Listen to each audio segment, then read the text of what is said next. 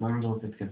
Жарым мындайынан карап, мына ошол үчүн субханалла биз Мухаммад пайгамбар хадисинде "Мен ташаббаха би кавмин фахуа минхум". Ким кайсы коомго окшошсо, ал ошолордон дейт. Мен бул нерсем бар азыр, мен туура, мен азыр негизги максатым биякта дем салып, диагноз коюп бериш. Бирок эң негизги маселе биякта өзүбүздүн балдарыбыз, эртеңки балдарыңарды тарбиялаш керек да. Балдарыңарды караш керек. Ички дүйнөсү кандай болуп тартат?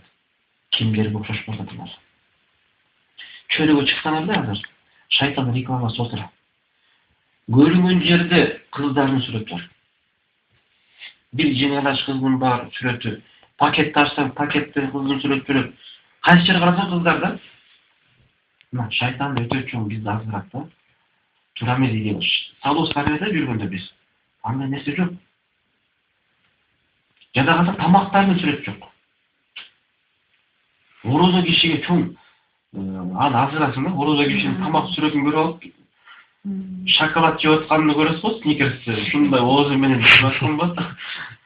Мен ачык ток болуп турган мен жегим келип кетет да. Анан орозо кишини ошентип орозосун бузуп салышат. Ошон үчүн мындай бизде азыр көбүнчө реклама, диний реклама жок болуп атат. Ошол нерсе бар. Ошон үчүн дүйнө албетте шайтандын кол астында. Ошон үчүн биз үйгө киргенде диний жашоо менен жашаш керек балдарыбыз.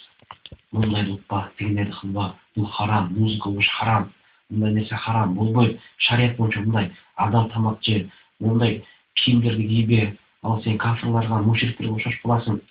Ошол менен сен эмне пайда таап атасың?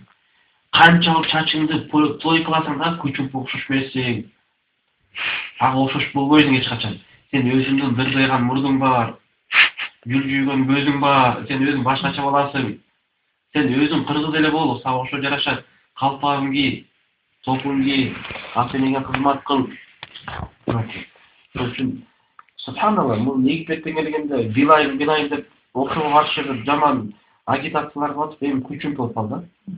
Карындашымдардын бүт баары тең ошолуку корейский сериалдын баары тең сындырып туруп мусор кылып, мен дагы көрүп калып дедим, башыңар жылам дедим. О, күчүм көрүм, кеп ал балада эмес дедим. Кеп ошол корейцтердин, агнопоклонниктердин идеологиясын алып келбейди. Агнопоклонниктер бул, отко сыйынуучу адамдар булар. Буддаларга сыйынчу адамдар. Өзүнүн идеология күнөөсүнө көрүп эле жатасыңар го. Ким эле кыздын аты? Акырын сурап койдум, бардым деп. Ким Чандинеби карындашым айткандай бир Буддага сыйынып келин апай деп. Ошону көрдүңбү сен? Ооба көрдүм дейт. Көрдүм дейт. Эртең сен ошол Буддага сыйынасың. Ойлойт адамдар мировоззрение. Буддага сыйынып келип, натыйжасы эмне болду? Күчүмпү менен кучакташты, бирдеме болду.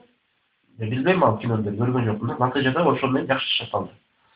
Мына американский идеологияны көрүп, кинолордо эмнени көрүп атышат.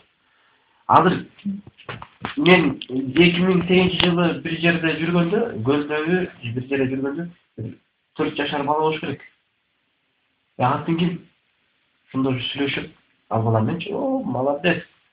Алып жиберчи деп, тамашалашып сүйлөшүп ал бала менен, анан ал бала жигит да мына чоңойгондо идеологиясын сурай баштадым. Кимди билесиң? Эмнеге бир негирдин кишинин атын айтты. Мен ошонун атын жаттап алып туруп, карындаштан сурагам, ошол азыр мода экен да. Эмне дейм, бир негир чыккан экен го 2008-жылы. Ырчы. Ашыр. Ашыр деген? Жок, негир, киши негир. Сен ойлосоң 50 Cent эмес. Экан. Мына. Экан деген.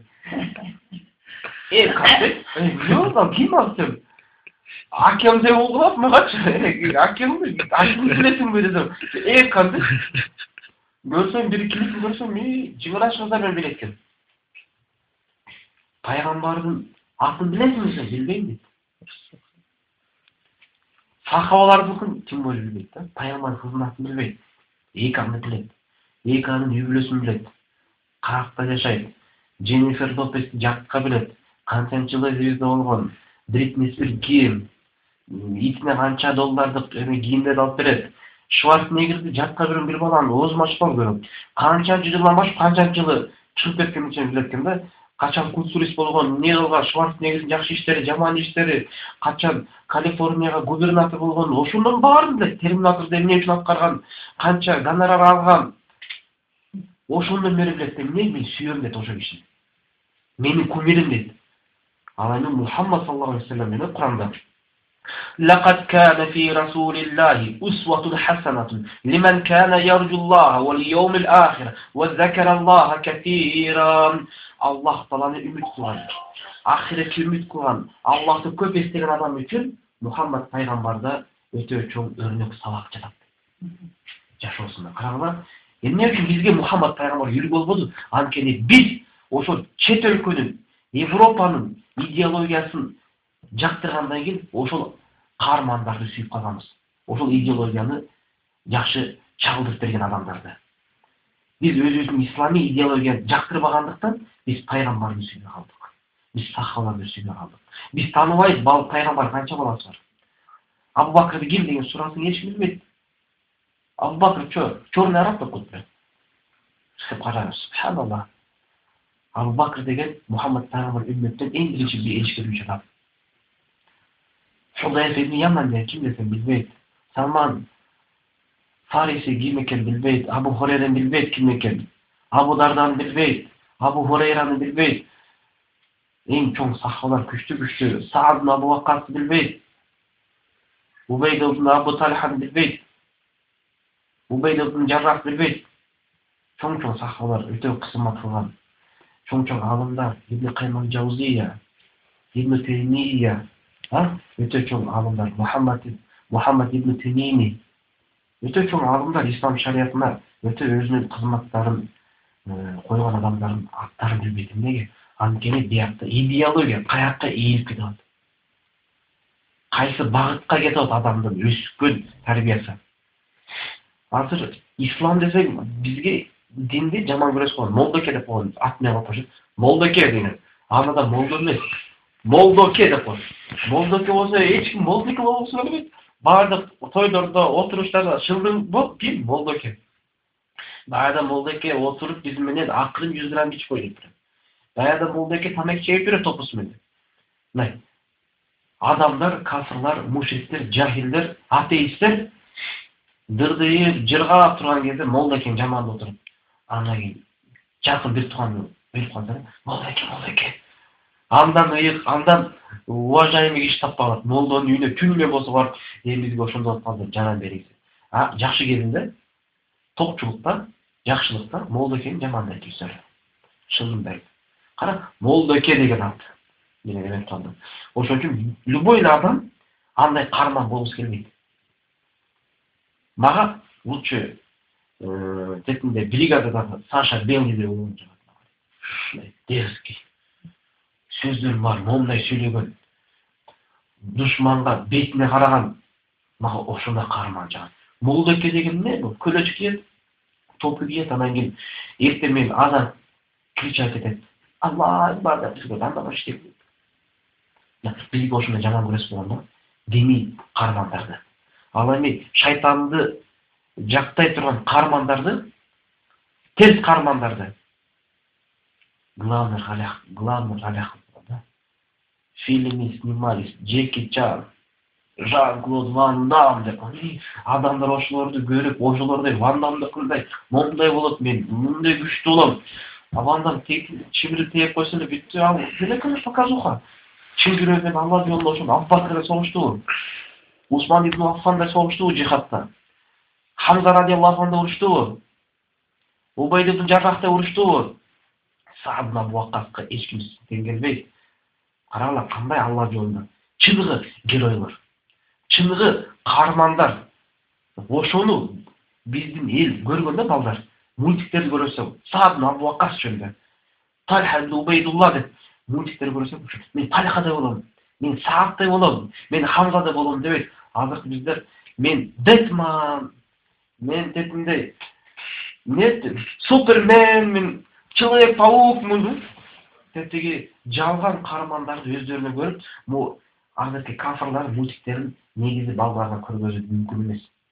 Жетме Бэтмен, Сэтмен түрлүү мультиктер болуп атат. Көрсөң азыр черепашки ниндзя деп төртөп чыгалат. Бул жалган идеология. Кандай жок. Биз чыныгы идеологиядагы адамдарды атайын мультиктерди ара бера тияктан заказ кылдырып, чыныгы кармандарды көрүш керекпиз. Эртең күнү балдар Хамза радиаллаху анху болом дейт. Күчтүү экен да Хамза. Умар ибн Хаттаб кандай болгон? Умар ибн Хаттаб көзүн караганда анын көзүн эч ким тике караган эмес. Карала Умар ибн Хаттаб. Асадулла деген атка конгон Хамза радиаллаху анху. Аллахтын арстаны деген. Бекерден Аллахка болгон жок. Ошол үчүн биз өзүбүздүн динибизди мактаганга убакытта жетпейт. Кафырларды мактап койсоң бир саатта бүттү, унутулат. А бирок Аллах Тааланын дининде кызмат кылган сахабалар, чоң алымдарды, чоң Алла жолунда жүргөн илимдүү кишилерди мактаганда калем дагы бүтүп калат. Китептин барагына бүтүп калат. Алардын подвигтери, алардын батырлыктары, батырлык кылган, жасаган кыймыл аракеттери, алардын амалдары өтө, мындайча айтканда, ошондой амалды жаза албай турган амалдар жасап беришкен. Саллаллаху алейхи ва саллям жанында сахабалар кандай ниет кылышкан.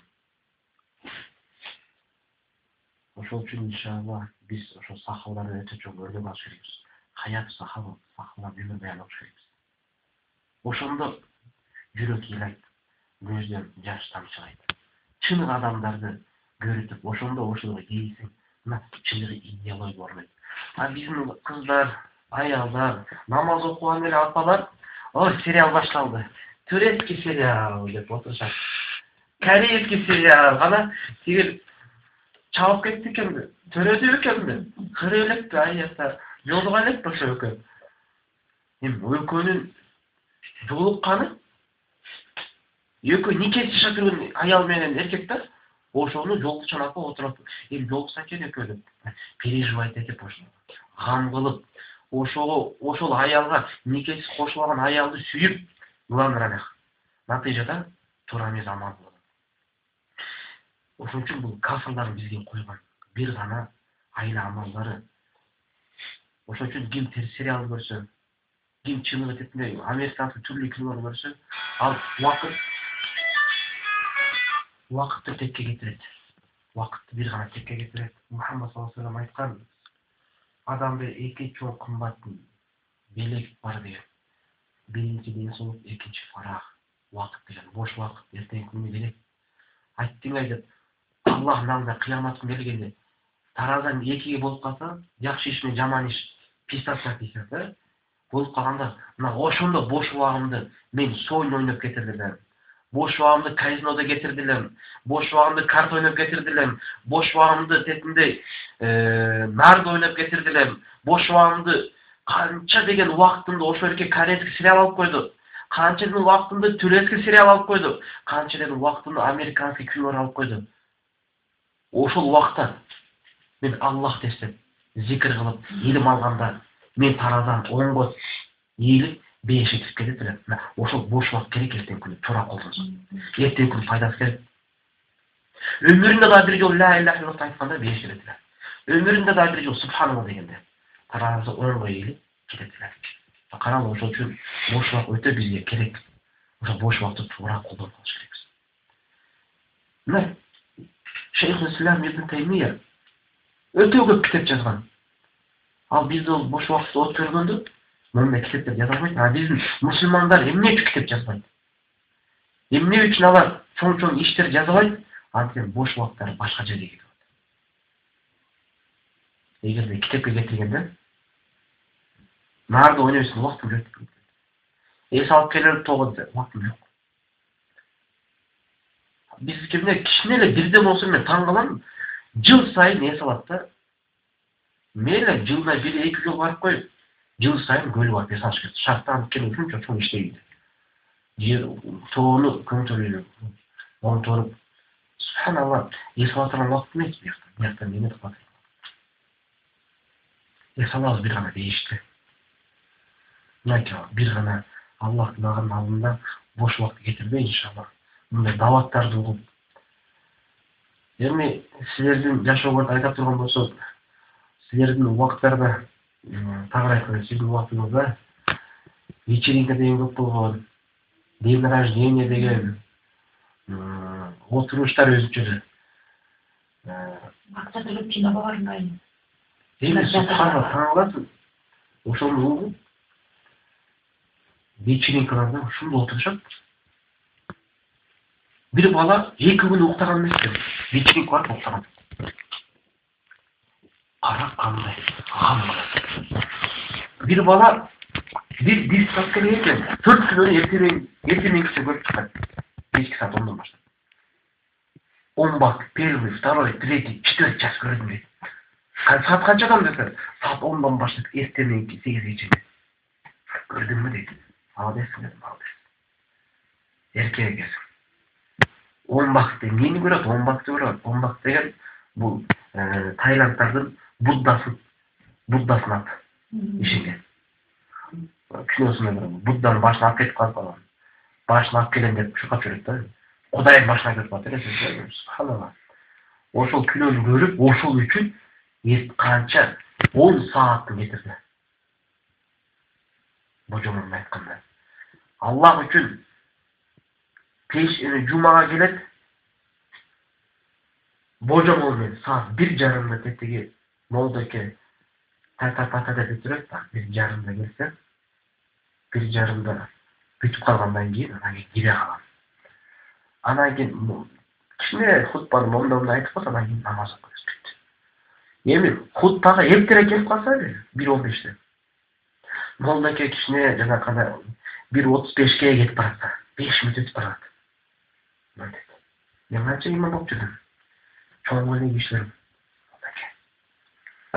Bu söz mağa gerek mi? Bu söz özlerine gerek. Yolda gerek. 5 minut ötkürem. Biroq oşol kişilerin 90 minutluk futboldu görüp oturganda dagı 5 minut koşuldu siz jaman suyunat da. Dagı 5 minut biz futbol göremiz. Kanday suyunut şu futbol görген adamları bilет da bulutçu. Şunday suyunut 5'e girgende adamda sizin özün. Dagı 5 minut kaldı. Chelsea utavıcı, Manchester utavı. Al bir 5 minut ötüp ketse, hutba. Barda, kaos, fitna. Gözlerine başka olur. Daha 10 minut ötüp karşı tüyün falan olur. Razı olup atalayın değil, 10 minut katırma ötüp onu kişiyle razı olsun deyim. Ne oldu ki? Şimdi ne misafir oluyorsun mu? Ötpekti o. Maşallah geçip falan dedim. Ben şunçalı berilip, siz futbol görüyorsunuz dedim. Görüyorum dedim. Siz futbol görünce berilip ketkende, men de berilip ketip sağa koyup koydum dedim. Öközün berilgeni Allah bilip koydu dedim. Kim biz kaykı berilip ketimiz. O özü uyanıp adam iş. Emedin gelgender, mıntaya kalma o kişiden. Cennete ötüp kaldı. Oşol için inşallah bardık adamlarga aytmakçı bul inşallah. Tuğra İslam'dı bilip, балдар тәрбиелеу сөз бар деп ошол эле. Балдарды тәрбиелесак, албетте жиндер эртең күнү мен дем салып кете берем, эртең күнү жиндер кайра келе берет. Бул сөздүн баардыгы тең натыйжасы балдар тәрбиелеуга тийиштүү да. Өзүбүз эртеден кечке сериал көрсөк, өзүбүз деги динди кармабасак, балдарыбызга намаз окусак окпойт. Atası tamek çekti. Balam tamek çektim. Elim tamek çektim oldu. Bala böyle de diyordu. Atası koluna salı olgan tamek. Sütü tut. Papiros buldu. Bir yanından da çıkmadı. Bir yanından çıkmadı adam. Balası öyle iyi bu. Özünü bir şunçalık naksanı jerinden tav algan rahat. Rahatı tapmasın o da. Bu da rahatı tav almasındı. Özüne жақшылықты Қазаған жақшылықты маға қылбай айтады дегенде түсінеді. Тескерін түсінеді қайра. Құран Кәрім Аллах айтқан: "Я аyyuhallazina amanu lima taquluna ma la taf'alun." Ей иман келтірген адамдар, өзіңіз қылбаған нәрсені не айтасыңдар дейді. Өзіңіз қылбайсыңдар, бірақ ошоны айтасыңдар дейді. Қыл, тигендей қыл деп. Өзі қылбайды атасын, тамеки шекпейді. Өзі тамекине күркіреді. Gününe bir başka çekersen balasına o yaşma. Balam tamir çek. Özü günüge bolbosa dagı gebirde tetine toylarda 100'den 50'den urup kelet. Balası ara açıp gelsen balası uçar. İçmedi öyle mi bırak? Özüm işetpeysin da. Özün tarbiyalап беріп, ошон үчүн биздин пайгамбарыбыз кайсы аятында адам ата энесинин өзүнүн жүрүш турушу эле өзү тарбия. Эгерде туура эмес жүрсө, туура эмес турса, ошол жолго тарбиялайт. Эгерде шарият менен туруп, шарият менен жүрсө, ошол жолго тарбиялайт. Энеси жол сагынып, күйөөсүн сыйлап, кел күйөөм, тамак жейч деп монтуп жүрсө, эртең күнү кызы энеси көрүп, ошентип күйөөсүн амал кылат.